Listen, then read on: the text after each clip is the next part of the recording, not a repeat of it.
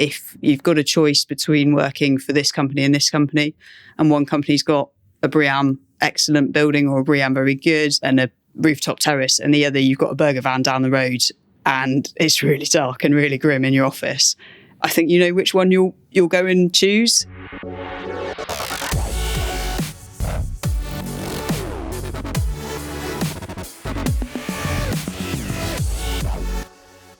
Welcome to Thrivalism, Interactions podcast focused on the art of thriving, flourishing and evolving under any conditions. In this series, we'll examine how to create thriving businesses, culture, careers and places. We'll explore key topics such as workplace design and build, culture and community, sustainability and, of course, the future of work. Join us and our guests as we explore how people and businesses can set themselves up to thrive, not just survive.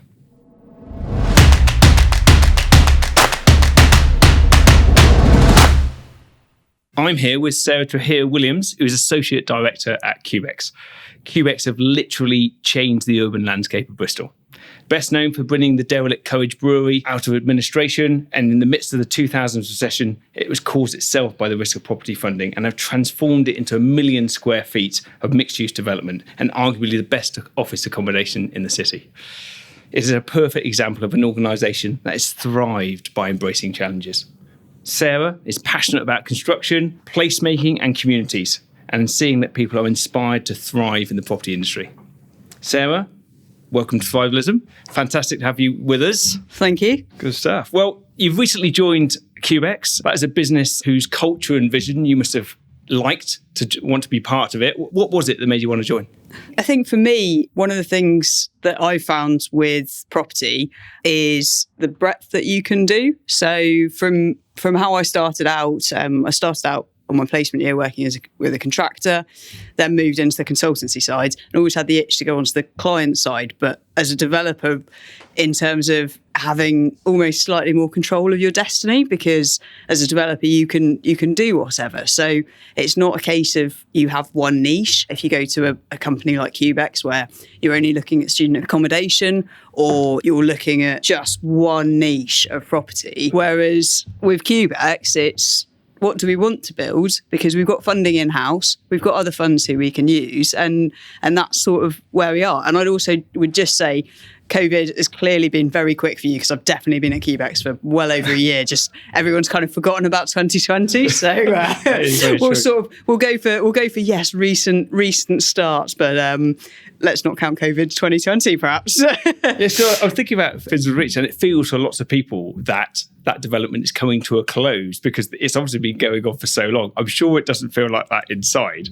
Again, how is Cubex maintaining that momentum to, I suppose, build on the success that it's already achieved there? So pre my time, but one of the things that was really important when starting the Finsal's development was to set up the brand of Finsal's and to really think about what community are you trying to create.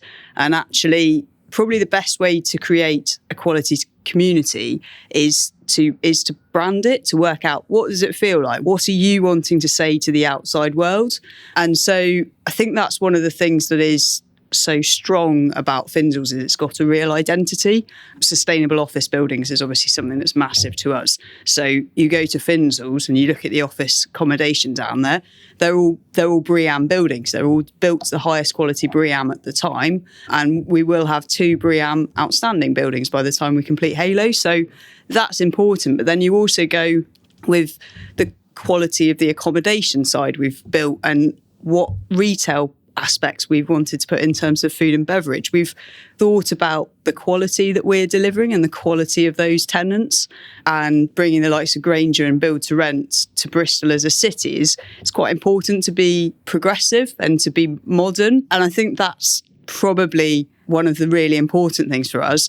And also in terms of Finsal's, we're on our way out of it. So for us, it's that one of going, we've created this great community, but we haven't finished yet. And so we've still got sort of 2.5 years of building to go, because buildings take quite a while to build, or so contractors tell me anyway. And therefore, we've still got that passion to keep creating this incredible area and to keep seeing it thrive and supporting the Finsal's Reach market. So during COVID times, obviously it's struck those guys really hard in the hospitality sector. So they actually asked if we could do it on 2 days a week instead of just the 1 day a week. And we were really supportive and really keen to see that happen. So I think it's the one of, just because a building's finished, don't think that's not you. You like look back and make sure you're proud of what you build. And that comes from the very start of setting out what's the expectation, what does it look like, how does the community feel, what's the quality of everything around it, what's the quality of life. So people being able to live there, to work there, to eat there. That's really important, to be able to exercise there. Think about that. Do you think you have a unique kind of, I suppose, insider's point of view? Because I know you've trained as an architect, and you've trained as a QS. You brought those skills together, and you're now client side and able to kind of set that destiny. Does that give you a bit of an insider's point of view of what success looks like, and then sitting on that platform of Cubex? I think it gives me an empathy. It probably is unique. I haven't met someone else who's got an architecture degree followed by a QS. They're normally two very different people, and I can say that. And then who's then gone into project management and then decided to become a developer. So it probably is unique, but I think it's that empathy with different disciplines, with understanding what each of them are trying to achieve and what their real drivers are. So an architect and a QS driver is very different. And I think that's really important. And then the developer's side is really thinking, what's the best use of this space? Whereas what I found before with construction is you came when the project was already decided. You didn't really have that engagement of going, do we put a student scheme here? Do we put a residential scheme here? Do we put an office here? You don't have that. You just get told, this is what it is. This is what the budget is. Crack on. So I think that's really good that actually I've got those three sides of me, and I've learned from doing lots of very different projects, and therefore I can put that all in to make sure that actually when we're building it, we think about buildability. I think that's probably the uniqueness, is actually I've delivered construction projects of varying types. So when we're looking at sites and acquisitions, we think about buildability more than perhaps you could otherwise. Yeah, it feels like a really good fit, because obviously, I suppose you mentioned that Cubex is self-funded. It's able to kind of create a solution which is maybe less driven by some of the numbers that other developers are, and are able to give a little bit more time and a little bit more money to those things around community and placemaking and stuff like that. Is it something you think is a really good fit? Yeah, I think so. I think it's not a funding thing that drives whether you put more money into placemaking. It's what you want the place to be, and it's really about what your quality drivers are. So from that side of things, I would say that's probably the biggest driver really for us, is the starting point of going, how does this place feel? And you tailor the budget accordingly. So if you have to change something else, you have to change something else to make sure you've got enough to do the placemaking side of things. Yeah. So what excites you in terms of, Finzel's Reach is a unique proposition for Bristol in terms of that development and the time it's taken and a great space it is. What excites you in terms of the city about the next Finzel's Reach, if you like? What's the space that is going to change so significantly and be really good placemaking for the city? That's a very good question. I don't know if I'm best placed to answer that one. I'll be honest, because from our side of things, what we look at is being able to see a space which you can put multiple uses on it. But perhaps the scale of Finzel's is a very long-term ownership, but it's divided into a lot of different parts. So that's quite important to us. We're probably not looking at those aspects of big areas of Bristol that have got multiple different ownerships, because that's not what Finzel's was. I think it's what people maybe perhaps see Finzel's as being, because there are now multiple different owners, but actually there haven't in the past. There's been two. So the fire station where we are now, and then obviously you mentioned before about the administration before. So there have actually only been two owners originally, and now there's quite a few. So I think Finzel's is unique in that aspect, and it will be interesting to see what happens when the government support finishes, as to whether that frees up quite a lot of space in that same guise because of distressed owners. Hopefully that won't be the case, but I think we're all sort of expecting at some point we're going to go into a recession, and therefore what happened previously could well happen, and it'll all depend on whether there's a landowner who actually owns quite a few pockets in one area, or it's a very large site is the other one. But you might find that you get a huge office that is on the out of town that needs to be redeveloped, and actually office isn't the right use for that type. And I think that'll be the interesting one, is actually if there's larger swathes or the larger shopping centres. I mean, the out of town ones have probably done better than the city centre ones at the moment. But I think those sorts of things could be it. I think it could be the massive shopping centres being repurposed, and maybe they're a little bit further outside of the city. Yeah, I mean, certainly the industries that have thrived, I suppose, during COVID, and logistics is one of those. And I know that's an area that lots of developers are looking at and seeing what the opportunities are. What does Cubex bring to that market? And, kind of what does its unique position as being a provider of mixed-use schemes and highly sustainable offices? What's it like going into that market, which is a little bit different? So I think for us, it's the sustainability side of things. So logistics, it's not the wow factor of property. It's probably not as exciting as some other buildings that you can see. I think if someone designed a logistics shed like the Gherkin, they might not be doing very well. So I think that's probably its stigma against it, is they might be seen as just being sheds, and that it doesn't matter on that side of things. And what is important is how the staff feel. There's still a lot of staff that are employed within that space.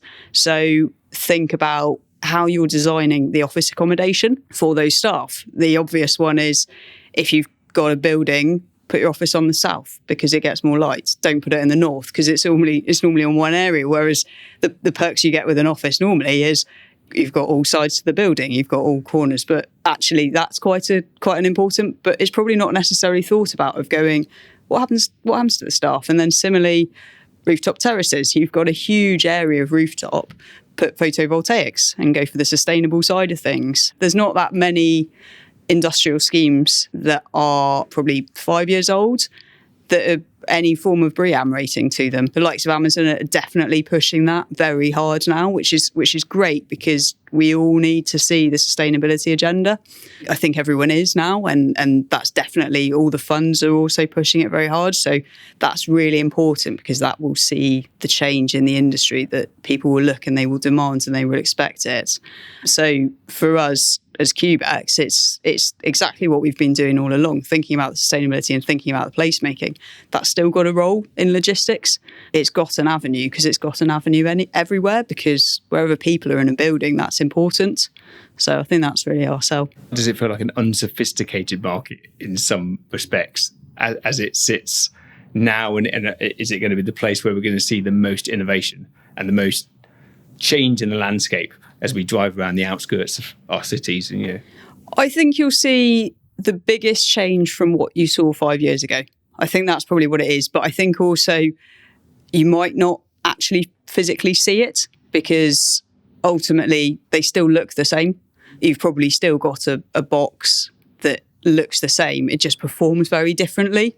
So I think to someone who doesn't work in that building, they won't notice it, and you won't necessarily see it, apart from you'll probably see more of them.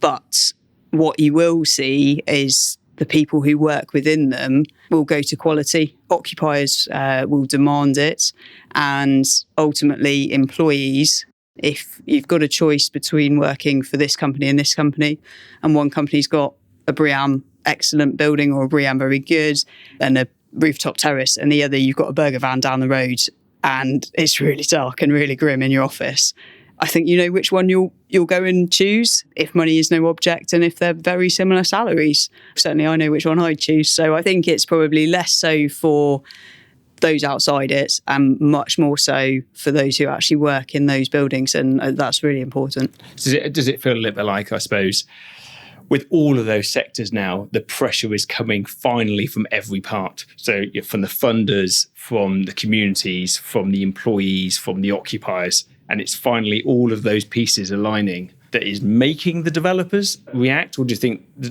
developers like Cubex have been pushing? I think it's a bit of both. I think there'll be some developers who haven't done it and who aren't aren't necessarily aware of it as well. I think that's a big part, particularly for the logistics. I think everyone in the office side of things knows about BREEAM and have done for quite a few years. And part of that is actually probably because most councils demand it for planning. So therefore, most people know about it.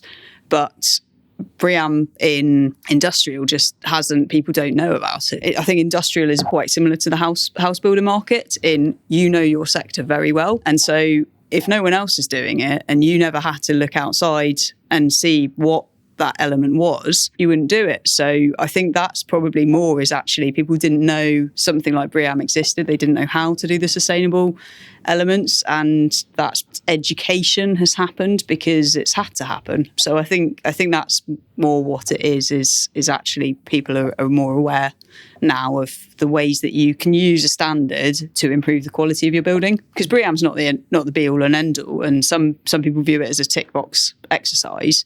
But ultimately, those box tickings that you're doing is improving the quality of your building and the sustainability of it. So, I mean, you talked a bit about kind of the occupiers demanding it and the people who work in those buildings demanding a better level of sustainability. In a way, it also feels like bringing people into the construction industry, into the property industry, they're demanding that, the products that we're putting out have to be sustainable as well. They want to see that value proposition of it being a really, really sustainable product that is being provided. Is that important to bring a kind of the next generation of people into the industry? I think it's important. I think what's more important is we publicise what we do and we show just how interesting. I personally find it very interesting. I probably bore people too much with how much I enjoy rebar or concrete or cranes. I think they're really good. I saw someone's picture a couple of weeks ago, and it was about 6 cranes all lined up, and they dropped the crane to exactly the same height, and it just looked great. And it really does make you smile, or it makes me smile in terms of seeing that, because it's just, as a child, you love playing and building stuff, and then as an adult, probably pre-lockdown, people didn't really do that because actually we could go to the pub and we could go out for food, so we tended to opt for that instead. And then actually, as we've all gone into lockdown, people have learned about puzzles again, and people have learned about building stuff and making things to give you a project, to give you something to do. And actually, we get to do that in real life for our jobs. So fantastic. And I think that's what we've got to do, is we've got to showcase what we do, and the sustainability element is there and it's important. And we've got to show that we're doing right for society, because construction has the hairy arse builder as I think what most people think about construction professionals, and we need to change that, and we need to just shout about what we do and get people engaged. And I'm attempting to do it in my limited social media skills, but it's just the one where, I've always found it really interesting, and I think that's what we've got to do to get people encouraged and into our industry. Do you think COVID has massively, in some ways, benefited the recruitment of people into our industry? Because, we strongly believe in kind of a sense of place, whether that's community or workplace, and the people where people go to be together to kind of share ideas. And actually, one of the great things about construction sites is that they kept working all the way through COVID, and there will be more people hybrid working, there will be more people working from home. But obviously, if you work on a construction site, you are in there with your colleagues as part of a team delivering something every day. Do you think that will be something that post-COVID is going to really appeal to young people coming into the profession? I think one of the things post-COVID is probably actually how much contractors are more flexible with their workforce now, because you're right, people would have to be on site as a team. And actually, there's a lot of people who are office-based who do not need to be on site. And that's one of the things that the contractors have learned, is you don't need to keep everyone on site. And right now, don't do that. So I think that's really important, because actually that's probably what puts a lot of people off the construction industry, is it hasn't, and that's a too harsh a word of it not, but not everyone is very progressive in terms of thinking about flexible working, and flexible working being the hours you work and where you work. And that's quite important. So I think a lot of people, females particularly, wouldn't be able to do, or females coming back to work and wanting that flexibility to work 3 or 4 days a week, but then equally the male counterparts who would love to pick up their kids from school or drop them off, or the female, depending on how you split your childcare duties. But more often than not, as a percentage, it's probably the female who takes the kids to school and the gentleman who doesn't, or same-sex relationships different as well. I don't want to go into that wormhole. But in terms of where we are on construction and COVID, I think it's really important to obviously to get the message that you can work flexibly. And I think the contractors will probably benefit the most from it because they've learned that. And I think the consultancies always knew that. And hopefully what hasn't happened is that people have lost the learning skills, because so much of the design process is people being in a room together and talking and standing over a drawing. And that you haven't been able to do, and it is not the same on Teams. We've struggled with it, looking at sites and trying to work out what can we do on it, and it's a lot easier to do it in person. So I think hopefully that hasn't put people off, and that people have left the industry because they haven't got that learning.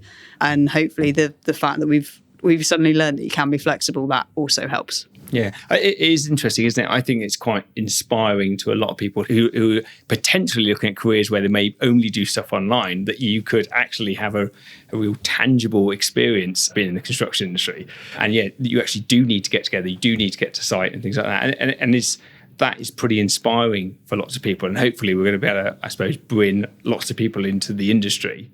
What should we be doing more of to bring those people up through? So I think going into schools, and if anyone's got a chance to go back to your own school, go to another school and talk to kids, and don't just talk to the secondary school kids, because by then they've probably made up their minds. Go in and get the 7-8-year-olds really inspired by what you're doing, and then go back and ask if you can keep talking to them.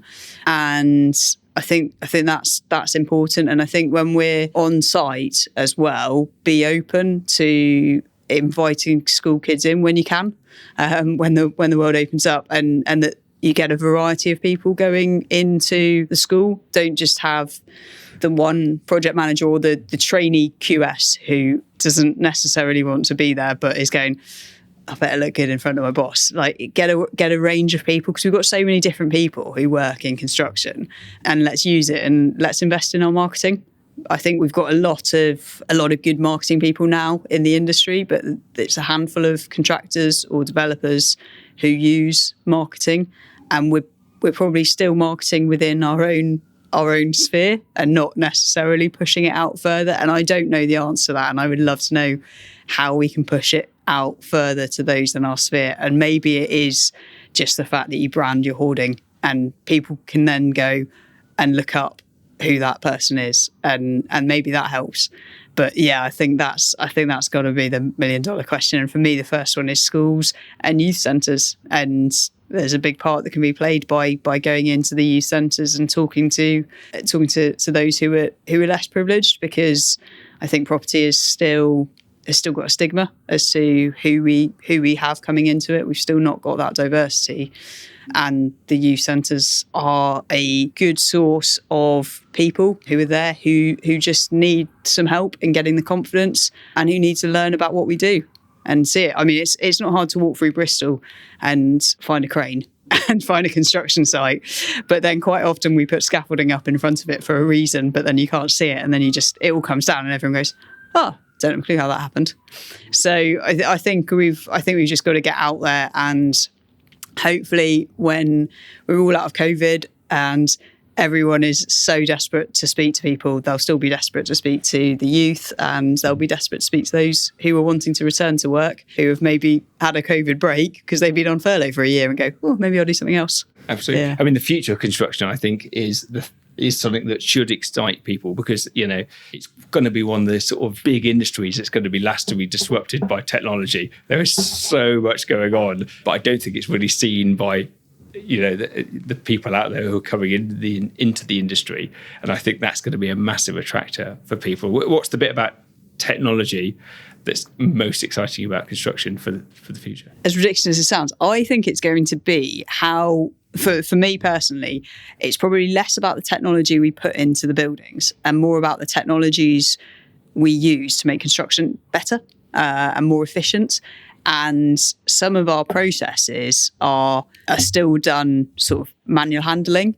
And actually, I think it's more those sorts of technologies. So there's a product that when I was at university, my dissertation tutor was working on, which is called Skins.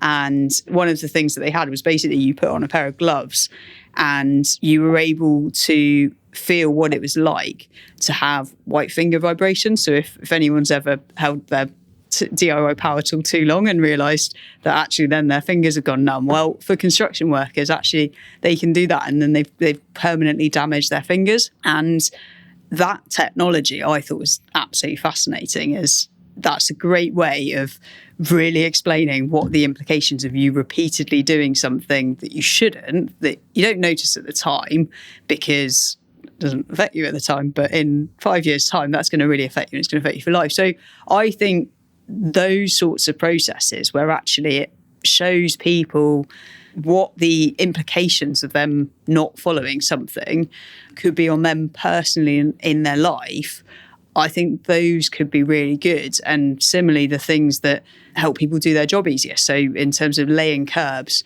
are incredibly heavy. And I think there's still quite often that it's two people who will pick up one and some very, very strong people will try and pick up one on their own. But you can get tools that lay them for you. There's self-laying machines.